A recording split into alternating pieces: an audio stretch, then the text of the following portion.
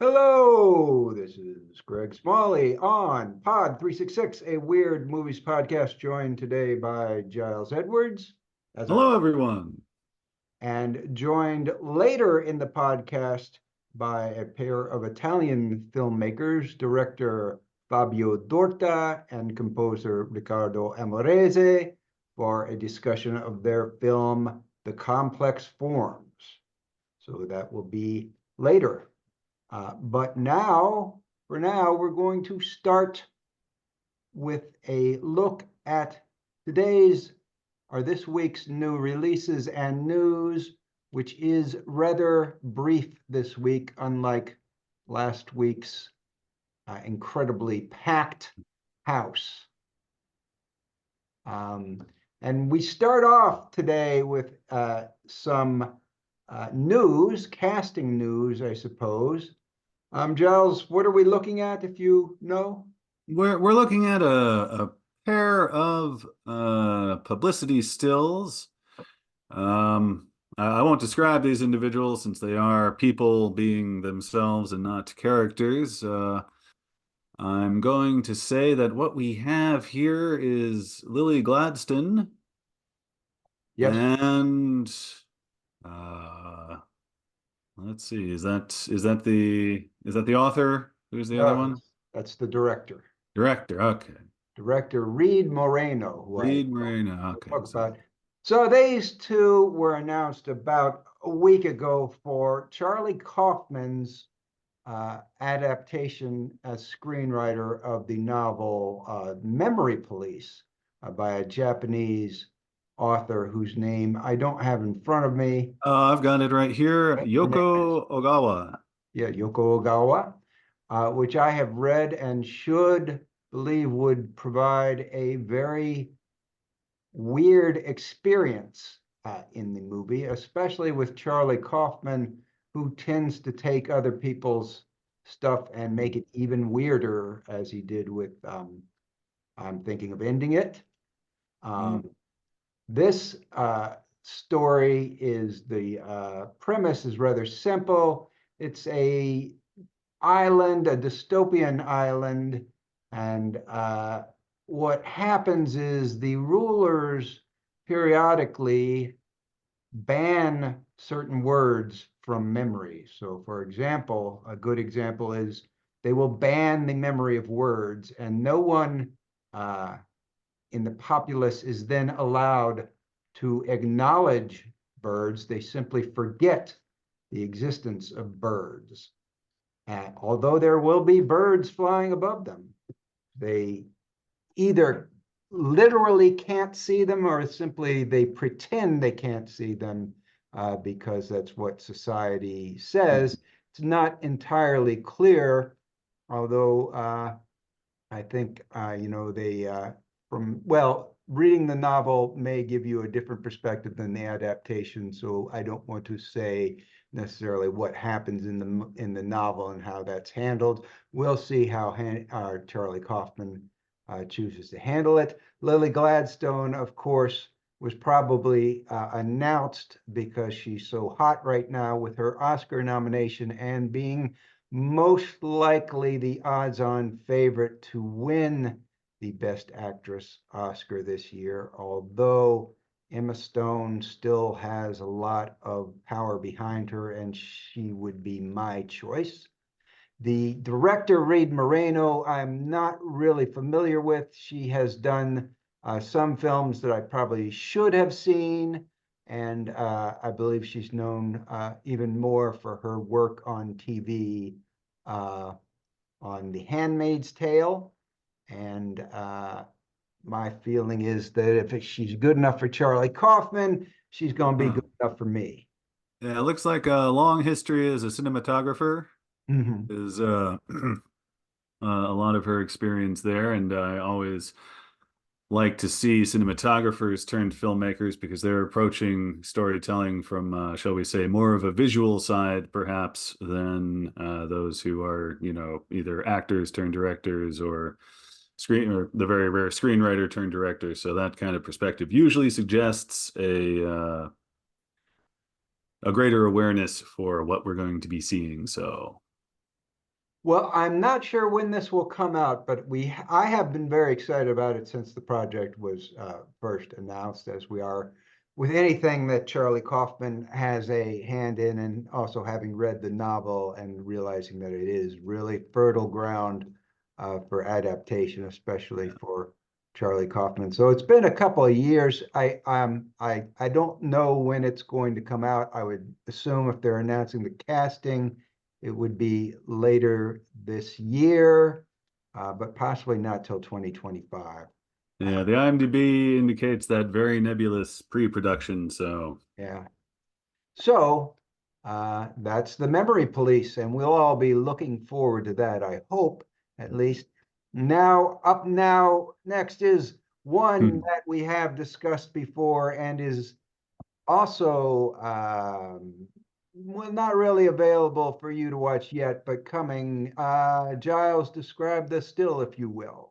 Sure thing. We've got a well, I'll say he's sinister, but only because there's a kind of mask obscuring this individual's face, and seems to be covered with padding or some sort of, light body armor. And I think one can tell just barely that holding a firearm in his dominant hand, peering around the edge of the poster still here. And the color scheme is interesting in that it's oh, what's that? What's that thing? Infrared. Infrared color scheme, which apparently is going to be all we'll see in this particular motion picture coming from Harmony Korine. Now, if you remember the having seen, we talked about this before.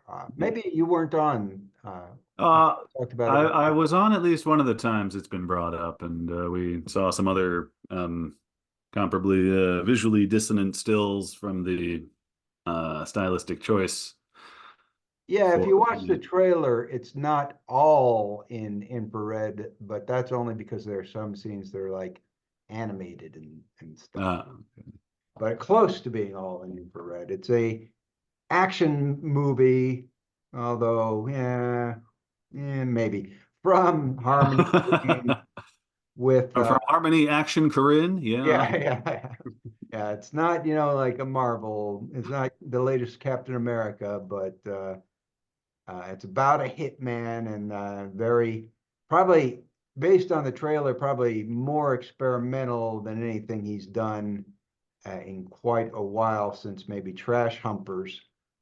He's going a little pretty far out there and starring rapper Travis Scott, who I'm not familiar with, but I like the fact that he uses his real name and doesn't have like a funny, T. Scott or Yeah, yeah, a good yeah. rap name. But yeah, anyway.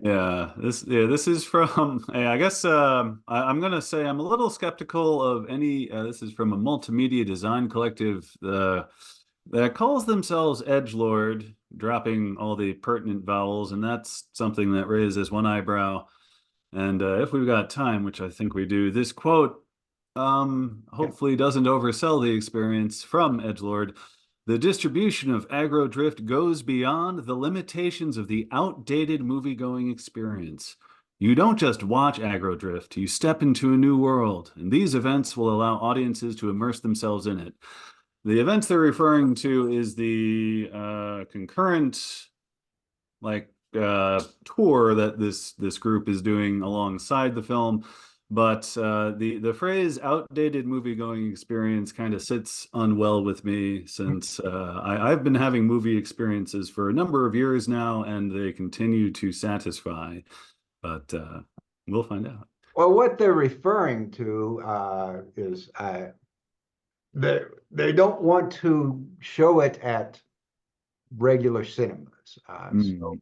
it is debuting this week, and you can't go because it's sold out. It's debuting this week, and also it'll probably be over by the time you see this. But debuting and its non-festival run at a strip club in Los Angeles for 2 nights. That's true. I have never seen a movie at a strip club, so suppose I have to concede that point. Yeah. And but we don't know, they haven't announced any other venue, so I don't know what their plan is. for non-strip club, maybe a bowling alley, Yeah, something a carnival or a park, on a a big skate park would be some skate park. Yeah, that'd be the trendy edgelord. kids with their boards and soft pack cigarettes. And as Yeah. far as I can tell from Edgelord, it only exists to promote this movie. Maybe they're going Hmm. to do other things down the road, but I suspect, at least for the present, it's just, a sort of marketing tool for Aggro Drift. It's the name of their self-distribution company. Yeah. Someday we'll be able to see it, I'm sure. But keep an eye on your local strip club and see if Aggro Drift, the experimental action movie starring rapper Travis And Scott, better yet, coming to let's help this small feature call your local strip club and demand they show Aggro Drift. yeah, that's I'm gonna actually not just call, I'll drop in Yeah, it's in true. person. Pressing the flesh, always better to do that in person, leave more of an impression. All right. So that's Aggro Drift, which you may be able to see at some point. So here's another sort of curious one for us to cover at least.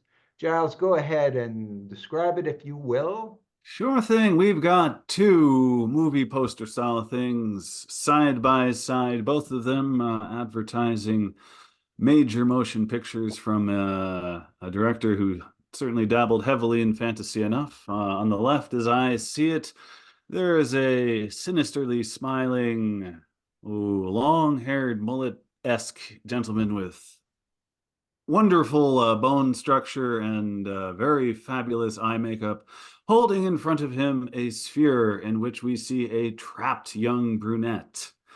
On the other side, against a rather deeply purple backdrop, four unearthly figures show themselves, two smaller ones, and looming above them, a wizened sort of serpentine-looking person on the one side, and on the other, a sort of gnarled bird, reptilian-looking entity flanking, well, as the sort of counterpoint, which is appropriate to the mystical themes of this motion picture in question. And of course, in the center is a purple crystal, which will certainly give away what it is we're seeing here.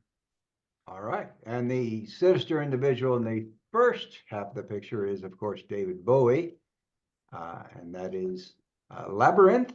And the right side with the crystal is the Dark Crystal.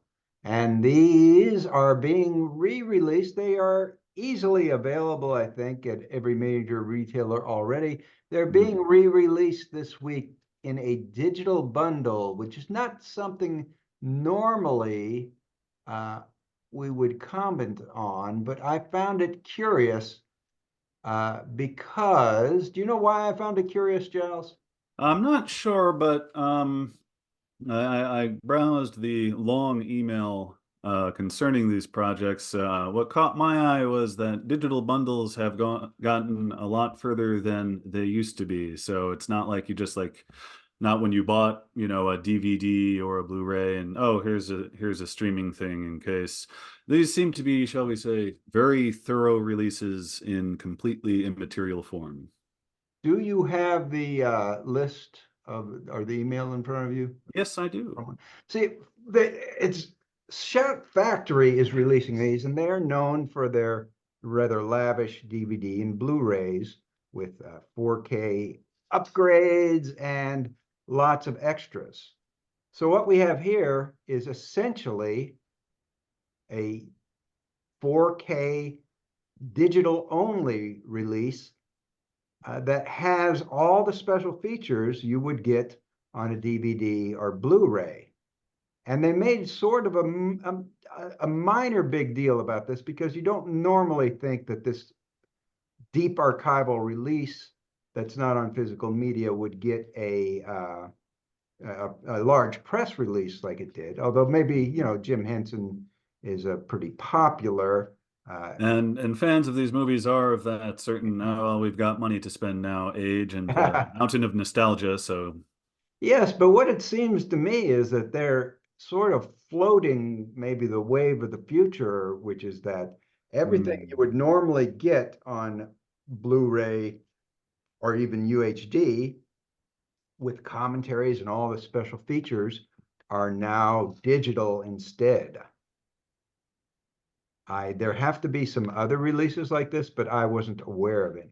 Yeah, this is pretty wide. Apple TV, Amazon, Google Play, YouTube, Redbox Digital, Vudu, Microsoft, and they go on to say, and other digital platforms. So anywhere that you have internet access, more or less.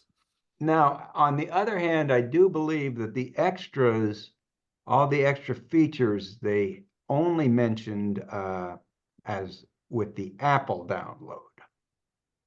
Yes, let me just. So fans and consumers who plan to purchase digital versions will have access to loads Yes, of legacy bonus feature from each film on Apple iTunes. Apple iTunes So extras. maybe iTunes, is taking that, trying to take that lane before other countries or other companies do.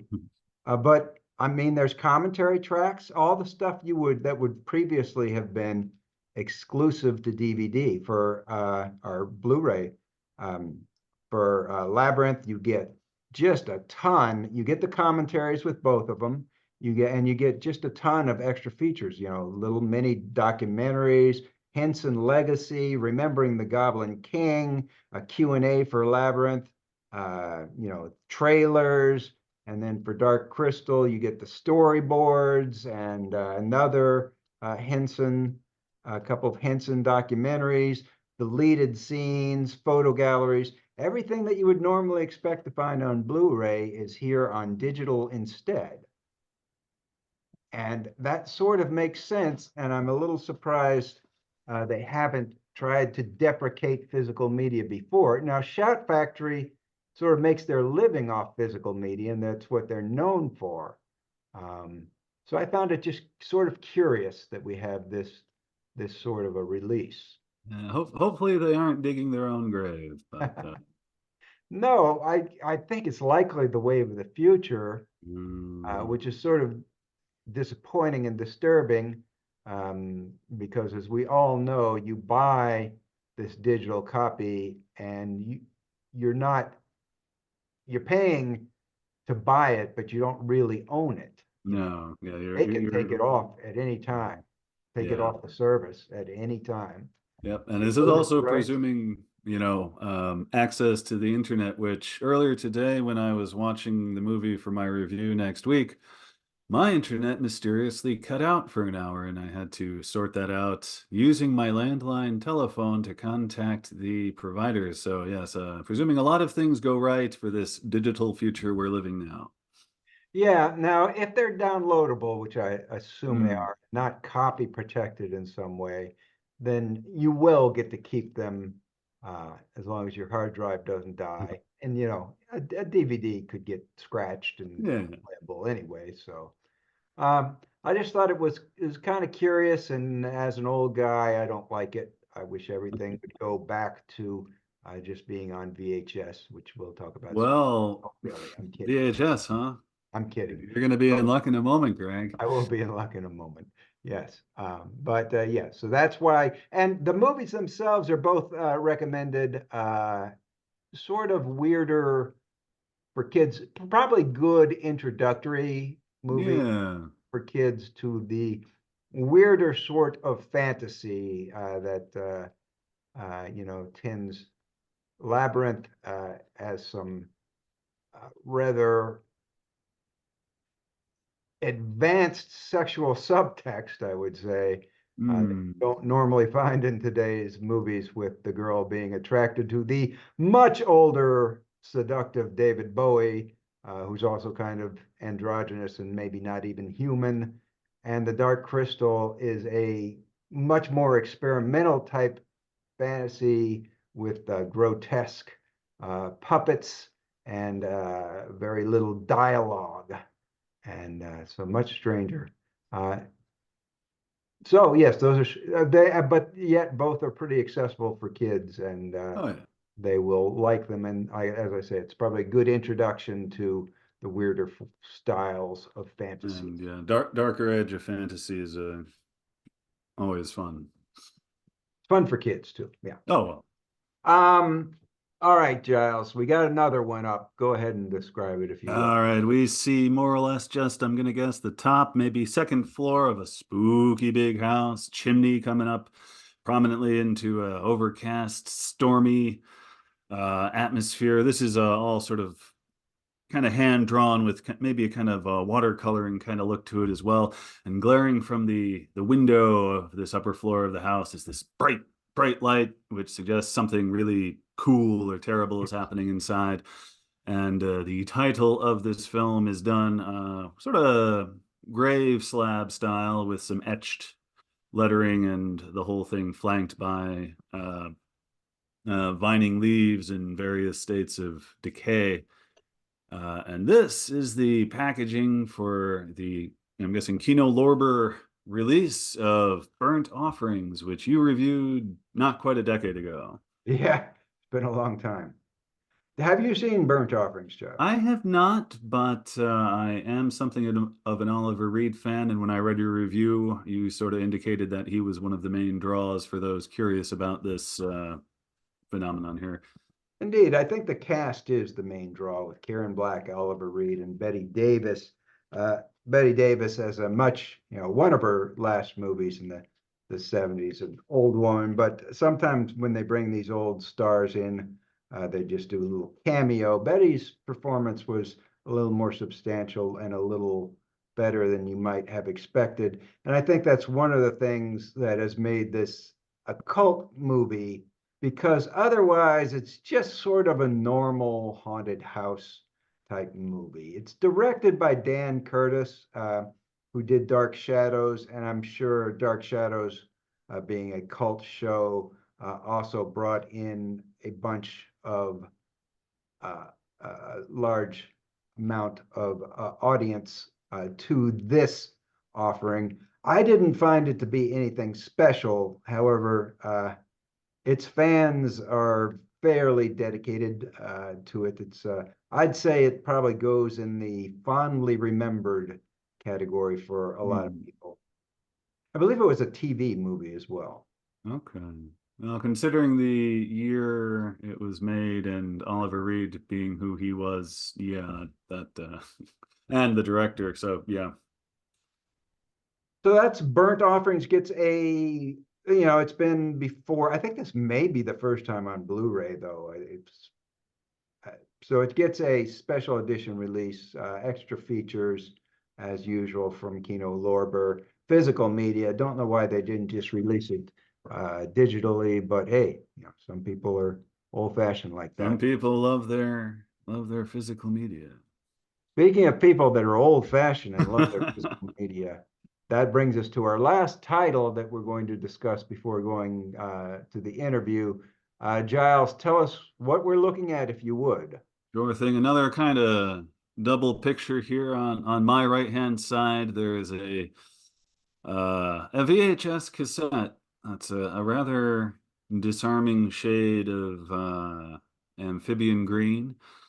And on the left-hand side is what is very clearly a box for this VHS cassette. And I'll take a brief moment here to say that this is the kind of box for VHS I always disliked. It's the plastic. Oh, really? It's the plastic sealing box, because those edges were designed to be dinged, dented, and bent, and then the whole thing just looked kind of But that said, that's part of the nostalgia here. On this box, we see the VHS cover, which has atmospheric forest setting with an entity standing in the middle distance between these two trees whose branches intertwine, and a mirroring effect of the moon, I'm guessing, lends the illusion that there are two eyes peering from this face almost created by this forest framework, looking at us with a gaping mouth, showing the titular entity all below the rather cringe-worthy tagline, "The Croaks are no hoax." This is Frogman, coming out soon on VHS cassette. Very bright green cassette too. Yes, it's very nice. well, I guess it's not bright green, but it's a It, frog. it is very green, if not, yeah. It's certainly quite green. Yeah, the cover is really well done in that it's like an optical illusion. If you look at it, kind of askance, it looks like you're looking at a frog's face with a big open mouth. And if you look more closely, all the details come in. So this is Frogman. Giles, did you watch the trailer for Frogman? Oh shoot, I forgot to. I You did have to watch read the trailer. I did read about it, Uh, and what can you tell us about it based on your reading? well, it definitely harkens back to those glorious VHS days of yore. It's set in the tail end of the 90s, which was VHS's last hurrah. It was filmed on a high-8 camera, apparently over the family vacation footage of the director, which I think is a nice touch, whether or not that was done on purpose. And so it looks like something of a nostalgic creature feature, possibly with a little bit of verve, depending upon how seriously we can take the kind of offhand remarks and occasional swearing to be found on the product description website. Oh Occasional. yes, it is. Oh yes, also presented in widescreen and 4:3 ratio. I'm kind of curious which of those ratios it was designed to optimize the experience. I would love it to be in widescreen and then pan and scan Uh, to I, really drive that home. I, that's a good question. I wouldn't be surprised if this VHS was pan and scan. So anyway, this is a marketing gimmick, right? Mm. They're releasing it on VHS and a collectible. I think it's 1,000 copies of VHS, and we've seen some Oh no, it's 100 copies, Greg. So 100 people copies. Wow. jump Oh on well, this. so it might be sold out by the time you get this, but we've seen some directors do this or say they want to release stuff on VHS at least for nostalgia's sake and marketing. Uh, yeah, probably only 100 people who would be interested have a VHS player. I do have a VHS player, haven't used it in a long time. But at any rate, Your birthday coming up, Greg? You could it's you can buy it on VHS this week and get a preview of it, and it really releases on probably mostly on VOD, but maybe in some theatrical venues on March 8th. So this is a preview VHS, and Oh yeah, well, and I guess while I've noticed here, the 100 copies have sold out. oh, have they? Yeah. Oh, I'm sorry. I'm sorry for even bringing it up then. It's That's good advertising for Frogman, which looks like based on the trailer, it's a, found footage spoof because a Frogman is, of course, a ridiculous antagonist. But it is based on the trailer. It's done in a very deadpan style where they're not letting you in, they're not winking to the camera and saying, oh, this is all a joke. It's just they're trying to remake a ridiculous movie as best they can.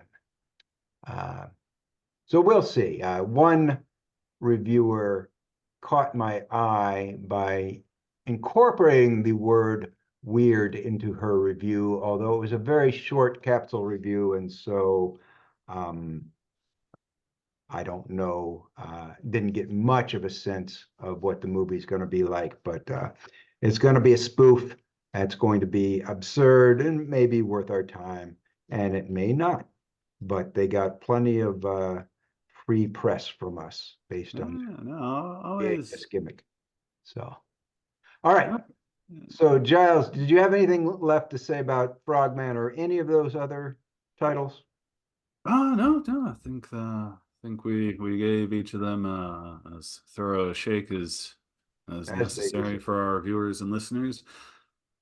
Um, Oh, I get clamshell. That's the name of the VHS casing oh, okay. that troubles me because it's so difficult to keep nice looking. But I that's see. my problem, not anyone Yeah, else's. those get crushed and crimped, those little flimsy plastic things. Yeah. So what we should do now is do a brief introduction to our upcoming guests, Fabio Dorta, the director of the complex forms, and Riccardo Amorese, the composer of the complex forms, and also the translator.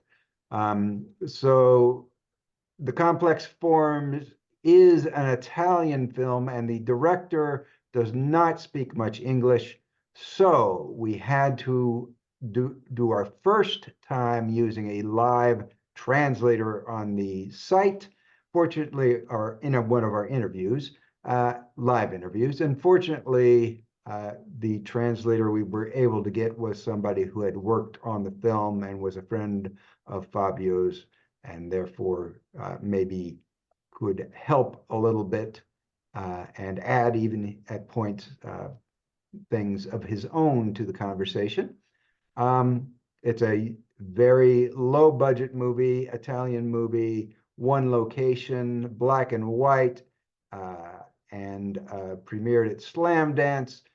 Does not have distribution yet, but has been very well received in Italy and over here, and I would expect it to get distribution. So now, Giles, having given that sort of background, why don't you describe briefly, in less than 5 minutes, the film before we talk to Fabio himself? Yeah, yeah. This is a black and white movie with a solitary atmosphere to it. The plot, as I describe it: an out-of-work cook needs cash, and a mysterious organization can provide it, so long as he is willing to undergo temporary possession.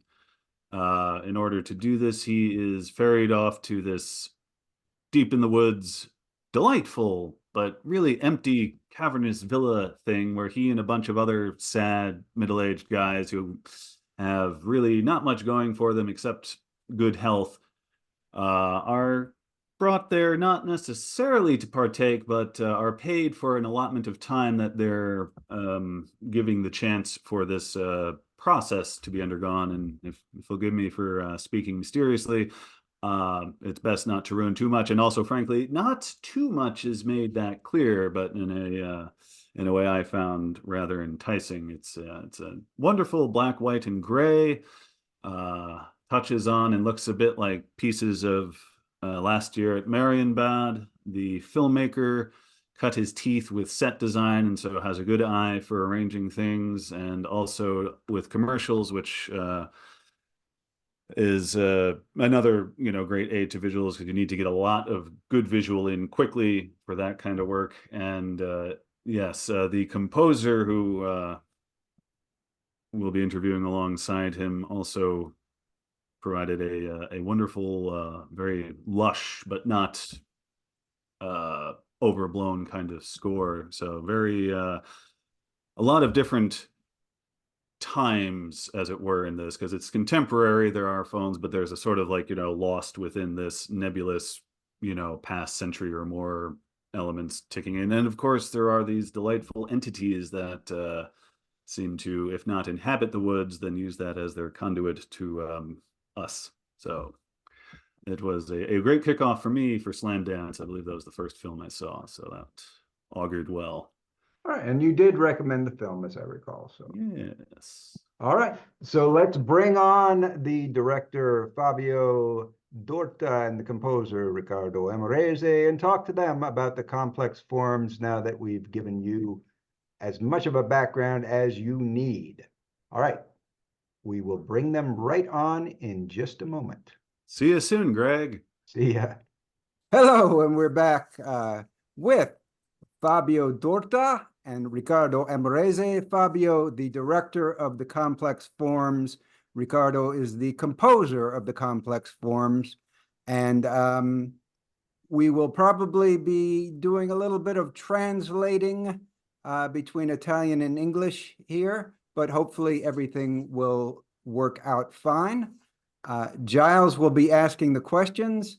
I will simply be, asking most of the questions. I will simply be stating which question we're on. We're going to start with Riccardo. Giles, would you like to ask a question for Riccardo? Yes, hello everybody. Hello, Riccardo. Hello, Fabio. Thank you both very kindly for joining us. For those who don't know, and considering how new this film is, that's probably most of you. Riccardo Amorese composed the score for Fabio Dorta's The Complex Forms.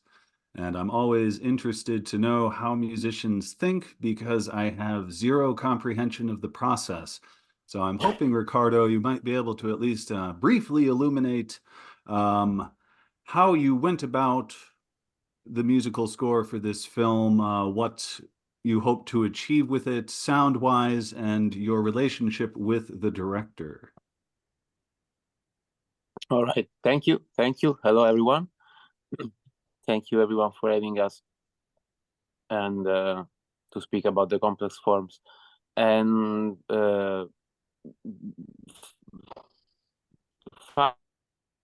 Fabio is a very unique director in Italy because he likes to involve elements from fantastic, from supernatural, and this is a thing that we don't often do in Italy, in Italian cinema. So it was me knocking at his door, asking him if we could have a collaboration, and we started to sketch a lot of music even before Fabio started to film the movie, and then when the movie was done, we started to think how the score should be, and Fabio had a very clear idea of how the score should sound. He was always telling me that he wanted a sober and austere sound. He wanted no, how do you say, no silliness to that score. And what I tried to do was to use to make a score that could be written maybe 50 years ago, not a very not something that would have sounded so new or I mean, it should sound new, but without being silly and without being too. So we started to see a late romantic orchestration, and we started to look for this dark, gloomy, and ominous atmospheres. Still, we didn't want a very horror atmosphere. We wanted also to the horrific stuff. Nice. I hope I answered. Oh, yes. I have just a sort of a minor follow-up question, which is, I think Italians are some of the best film composers in the world. My favorite Italian composer is Morricone, and Nino Rota I love. Who is your favorite, or who inspired you for this project? Riccardo. For this you mean from these two or from other composers? All composers. Well, the from film I tend not to compose too much in a cinematic way in order to because sometimes cinematic music tend to be all the same. So I am Fabio pointed out our first movies with Cronenberg. And we also look at also the movie involved some cue from Borodin, which was which is a very nice composer. And I looked at him. I looked, maybe there is some Wagner in the score, and we had a little bit of Herman Berman and that's it. So a lot of classical music. Okay. Yes. Okay, let us turn to the Fabio questions, and we will start with Domanda Uno, which Giles will read in English. All right, in English for many of our viewers and listeners. Fabio Dorta, could you please describe briefly the inspiration for this film, The Complex Forms? Vai, Riccardo. Ti chiede essenzialmente quali sono i tuoi riferimenti a livello di ispirazione per le complex forms. Ok, intanto saluto tutti, scusate per l'inglese e grazie per questa intervista. L'ispirazione per The Complex Form proviene da suggestioni visive provenienti da decorazioni sacre, strutture che si possono trovare nelle chiese, in antiche processioni. Continuavo a pensare all'unione di questi meravigliosi altari decorati e queste persone austere, in attesa di qualcosa di strano che dovrebbe accadere. Il tempo, l'attesa e l'atmosfera invernale sono stati altri elementi decisivi. Paradossalmente il concetto di possessione è arrivato gradualmente, continuando a lavorare su stimoli di base. Riccardo? All right. Fabio said that the main inspiration for the complex forms comes from sacred elements such as holy altars and holy procession, where austere people was there with a very serious, in a very serious atmosphere, waiting for something to happen, and he wanted to also put inside a lot of holy elements, which are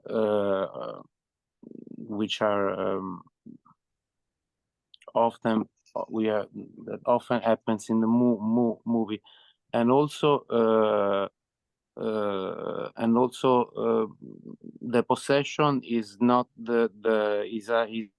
is an element that comes from these atmospheres of suspension. I hope it was comprehensible. Yeah. Indeed. Okay, we are going to ask Domanda Due, Giles, and I'll put up a still while we do that. You have a background in set design.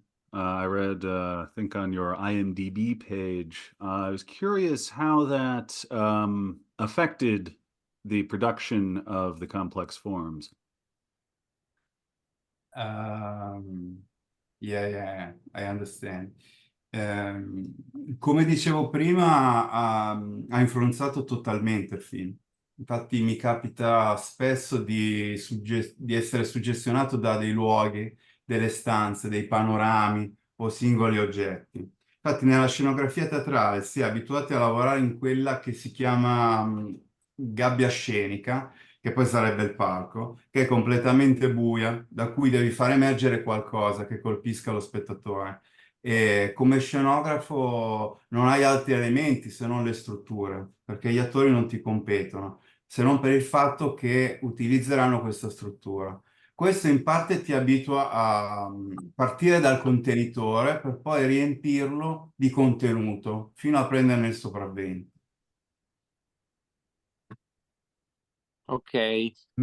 Fabio is saying that he's very inspired by places, rooms, and soundscapes, and that they are often the main inspiration for his things and ideas. He compares the creative process to the theater. To the theater process, where you have the stage that is a dark place from which something had to emerge and has to rise and capture the eye of the spectator, and he is saying that it's like having so it's like having a box, a stage, an empty thing where to put things inside. Yeah, okay. That's a diorama, we call that. Yeah. Ali del diorama. Diorama. Yes. So, okay, let's go to Domanda Tre.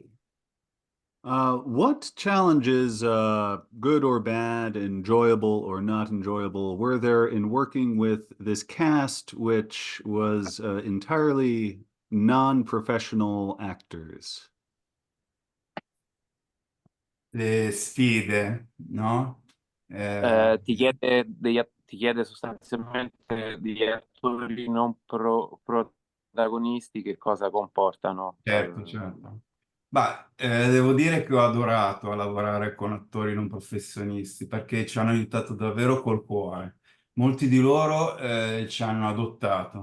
Vedendo che su set eravamo solo in 3 nella troupe, di cui 2 erano anche donne, è scattato in loro la voglia di darci una mano, come fosse una missione. Poi, non essendo professionisti e non conoscendo la storia del film, si sono lasciati guidare senza riserva. Alcuni di loro ripetevano le frasi che leggevo io, altri dovevano leggere dei grandi cartelli perché non riuscivano a ripetere le mie parole. Ma nonostante tutto, devo dire che siamo riusciti a portare avanti il film senza nessuna grande perdita di tempo, a parte qualche telefonata di parenti che arrivavano nel clou dell'azione, però tutto è stato sereno.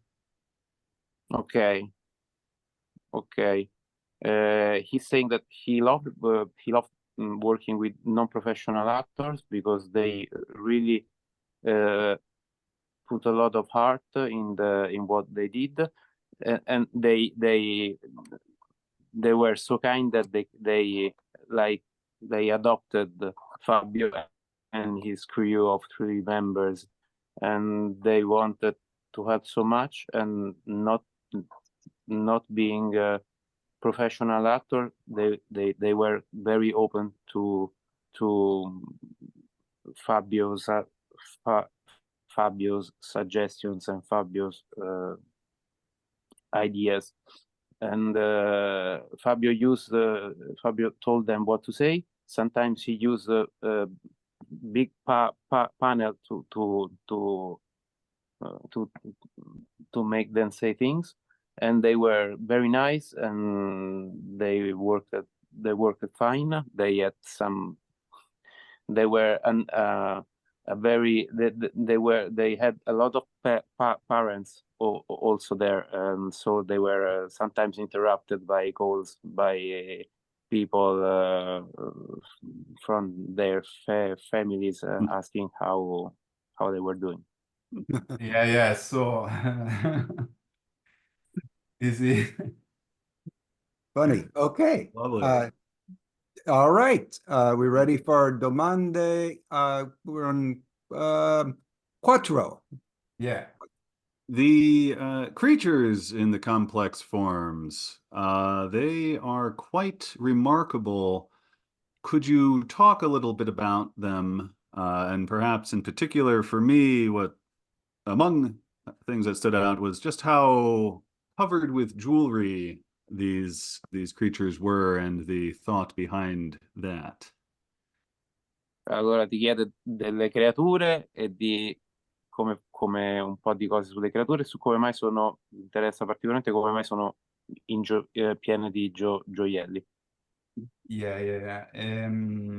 Volevo che le creature fossero innanzitutto di razze e dimensioni diverse, con diversi modi di camminare e che sembrassero millenarie. Volevo dare l'impressione che fossero come degli dei, come se legato a ognuno di loro ci fosse un qualche tipo di religione o rito o credenza. Questo probabilmente è il motivo che mi ha portato a ricoprirli di gioielli e decori. È una cosa che si tende a fare in diverse religioni, il fatto di ricoprire statue e oggetti sacri di decori ed ex voto, che sono degli oggetti simbolici, che vengono donati alle divinità come impegno in cambio di una grazia. Okay. And okay, he's saying that he wanted to achieve a vast amount of different of variety about these creatures. That he wanted to have like different races and sizes of this big creature. So they walk differently, they act differently, they look differently, and they should look like thousands years old, and like part of an ancient rite. And also that in many religions you decorate statues and you jewelry in order to have something in exchange to your god. So that was more or less. Okay. All right. Ready for Domande Cinque.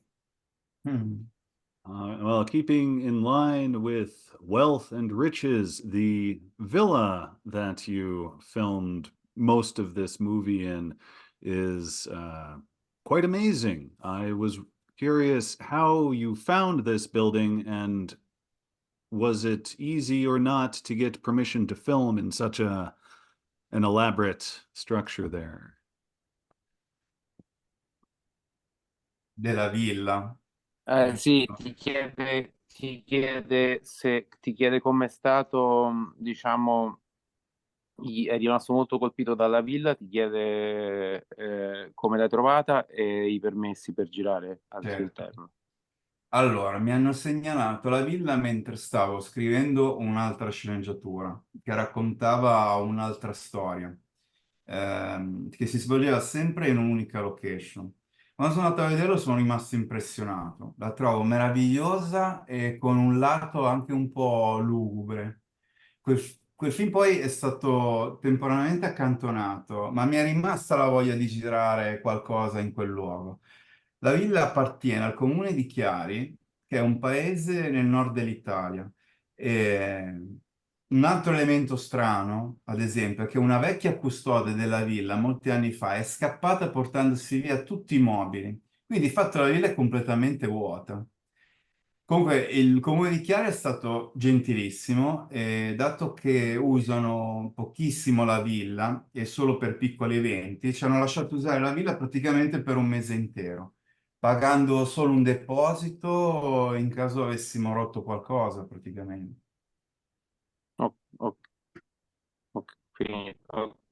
Ok, allora Fabio was told about this villa when he was writing another project, another screenplay that involved only one location. So he found the villa, and he thinks that it's marvelous, but ominous and dark. And the villa is in the municipality of Chiari, that is a small village in the north of Italy. And he said that the guardian stole everything, all the furniture and more, and I think it helped to give more suspense and to atmosphere. And they were very kind in Chiari. They didn't use the villa so much, so they gave to Fabio the villa, and he had to pay just a deposit in order to just in case they broke something. Gli hai detto della villa che è vuota, della custode che si è Sì, fregata. that he stole. Can I say one thing? Yeah. Posso dire che il tuo è un film, è un Kammerspiel di mostri? Prego, ti dispiace. prego. Uh, we liked the thing that the villa was just the only location that and it was in contrast with the creatures, and so we thought the movie has a camera spiel of monsters. Well, that's always happy to hear when lucky breaks occur for filmmakers and their projects. That's great. Okay. So we are on to Domanda 6. 6, Giles. Okay. Yes. Sort of going back for a little bit to the first question, but more so in cinematic or otherwise artistic influence you might have had for the complex forms, directors or films you had in mind when you were, writing and then directing this project. Ti chiede, come nella prima domanda, le forme di ispirazione, ma più a livello di cinema, di ispirazioni cinematografiche. Sì, non c'è un'ispirazione diretta per The Complex Form, sono una serie di suggestioni, come ad esempio L'Esorcista di Friedkin, a cui pensavo spesso, ma più per i momenti di calma che per la per la serietà, diciamo, più che per la violenza o la possessione in sé. Per lo stesso motivo pensavo spesso anche al cinema di Antonioni, che è un maestro nel mostrare il tempo. Poi l'anno scorso a Marienbad, ad esempio, è sicuramente un riferimento inconscio, poiché forse nessun altro film la location assume tale forza e presenza. Quindi sicuramente nel mostrare le mie stanze vuote, i decori, i lampadari e nel restituire quell'atmosfera solenne e austera, Alain René è stato sicuramente importante. Quello che però in definitiva mi prefiggevo di fare era una piccola avventura in questo senso. Ho pensato spesso a film come Deliverance, cioè 3 personaggi antieroi che si trovano a unire le forze per uscire da una situazione pericolosa. La base in definitiva era questa. Ok. He said that he had no direct influence, inspiration for the complex forms, and there are a lot of suggestions. He told about the Exorcist by Friedkin, in terms of more than horror stuff, more about the calm and the subtle atmosphere of the movie, and also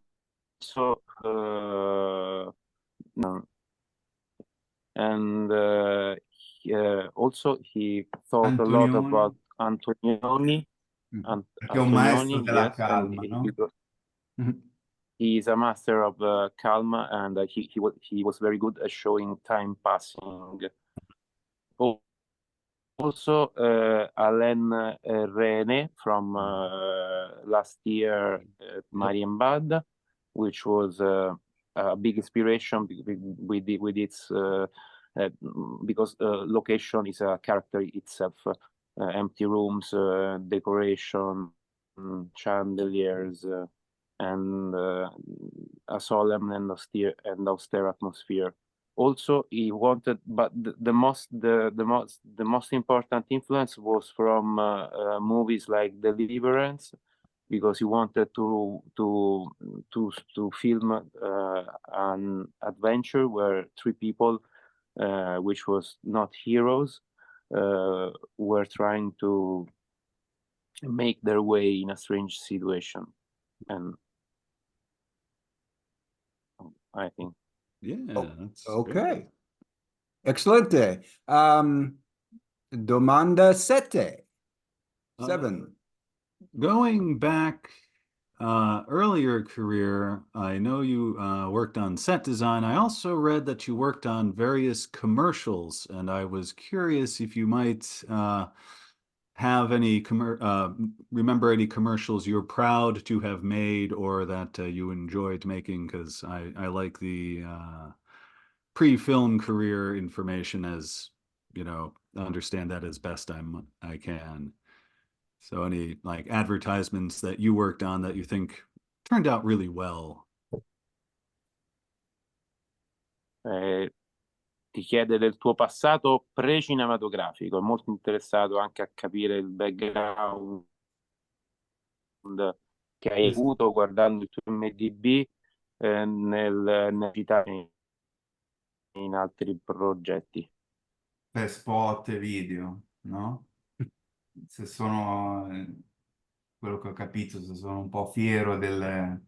Sì, se Ma no, per me l'ho sempre vissuti un po' come dei test, un modo per sperimentare con attrezzature che non potresti utilizzare per ragioni di budget, però non sono particolarmente legato a nessuna pubblicità o videoclip. Eh, devo essere sincero, in realtà non molto. Okay. He says he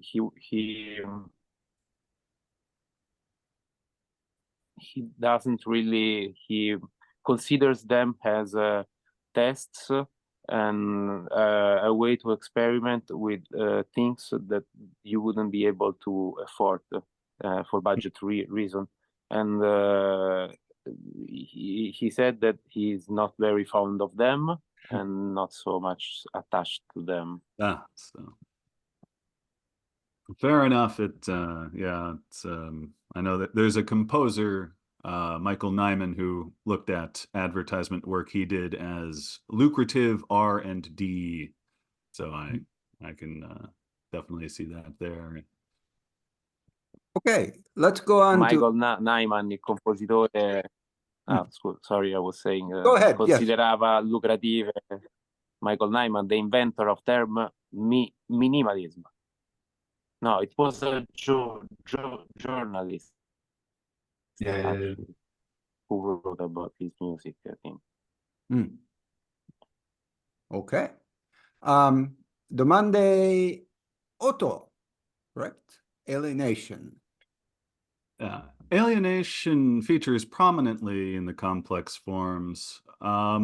Curious about what made you want to explore this particular kind of depression or mood, particularly seeing as the heroes are 3 older guys. Allora, ti chiede da dove, diciamo, informazioni sull'alienazione che pervade l'atmosfera di Complex Forms e sul fatto che ci sono questi 3 uomini avanti con l'età e la depressione che hanno un pochino addosso questi personaggi. Alienazione. Sì, l'alienazione è un concetto importante in The Complex Form. Mi sono riferito spesso al titolo di un'opera di Goya che si intitola Il sonno della ragione genera mostri, molto famoso. E penso che in questo caso è il sonno della speranza, l'abbandonarsi all'alienazione a generare i mostri, che puntualmente arrivano. Anche l'idea di utilizzare uomini anziani e soli è dovuta al fatto che, a mio parere, sono persone particolarmente a rischio di essere raggirate e sfruttate, persone che spesso la società frenetica dimentica. Quindi, poi ovviamente il concetto di alienazione si percepisce a più livelli, anche nell'atmosfera della villa. Credo sia comunque una sensazione necessaria per innescare, diciamo, i meccanismi, un po' quelli che sono i meccanismi che sono alla base del film. Sicuramente. Ok, allora, alienation is a very important concept in the complex forms, and he quoted the very famous paint from Goya, the sleep of reasons generates monsters, and in the complex forms case, there much more than the reason, we are talking about hope and how when you lose it, you have monsters arriving. And so these three people are lonely men who hopeless. They have no hope anymore, and also he choose this kind of man, this kind of aged guy, because they are often target of deceptions, and they are forgotten by society. We tend to forget them, and also yes, the alienation is a very important thing to switch the movie, to switch the actions that you see in the movie. Okay. So that was our pre-recorded questions. There's one more pretty important question I'm going to ask, which is, what is the future of the distribution of the movie in Italy or in the United States and the world? Ti chiede del futuro di distribuzione del film in Italia o in altre parti del mondo? Ma in Italia il discorso in realtà non si è ancora aperto, anche in parte per colpa nostra, perché appunto seguendo adesso i festival più stranieri non siamo ancora andati a bussare alle porte o non hanno bussato alla nostra. Ci sono dei distributori americani che stanno guardando, siamo in contatto e spero che si riesca a arrivare nei cinema americani. Comunque ha iniziato il suo percorso di festival e quindi spero anche adesso al Fantasport, ad esempio, tra poco a marzo, spero anche lì di agganciare delle distribuzioni. Però è così, ci sono due distributori americani abbastanza grossi che stanno guardando, ma vediamo. Italia per adesso è ancora fermo, non mi sono ancora mosso. Scusa Riccardo, è un po' lungo. Ok, no, figurati. In Italy, he said we didn't knock to the various door that we could knock at, and